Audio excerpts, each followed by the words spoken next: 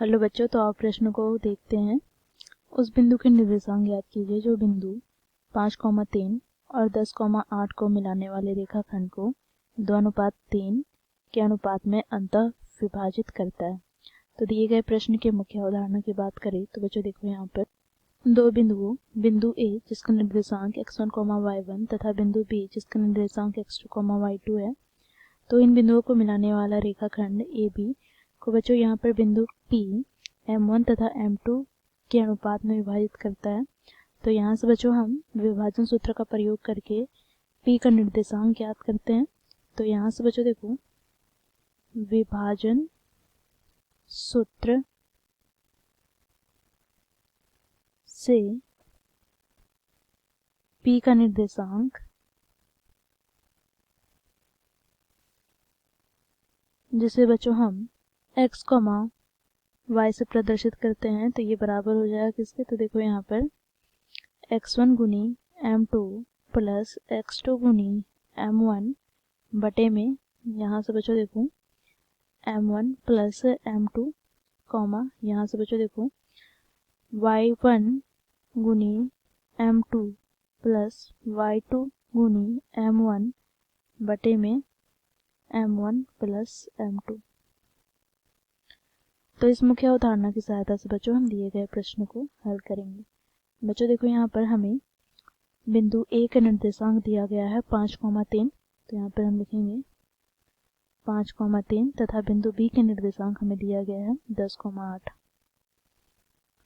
बच्चों देखो यहाँ पर इन दोनों बिंदुओं को मिलाने वाला रेखाखंड को 2:3 में अंतः विभाजित किया गया है बिंदु P द्वारा।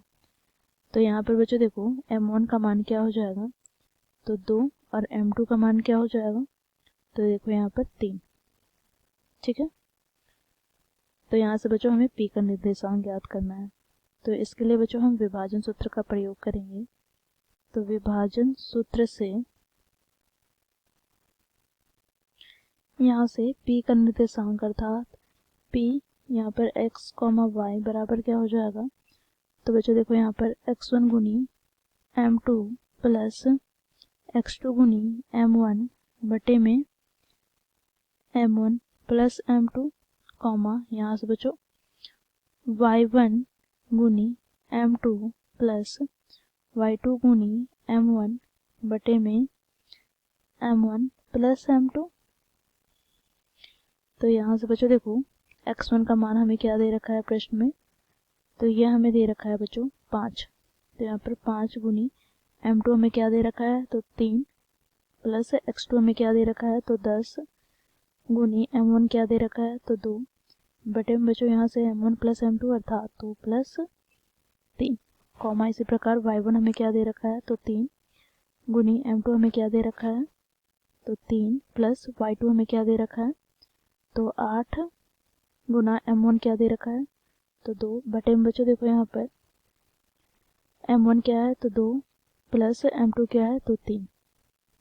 यहाँ से बच्चों हम इसे सरल करते हैं तो 5 तिया 15 प्लस 10 दूनी 20 बटे में 5 यहाँ पर 3 तिया 9 प्लस 8 दूनी 16 बटे में 5।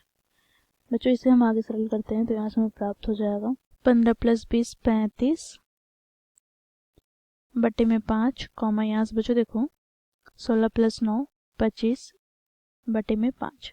बच्चों देखो यहाँ से हम 5 से विभाजित करते हैं तो 5 सते 35, यहाँ पर 5 बचे 25। तो यहाँ से बच्चों हमें P का निर्देशांक प्राप्त हो गया 7,5। तो यहाँ पर हम लिखेंगे अतः P का निर्देशांक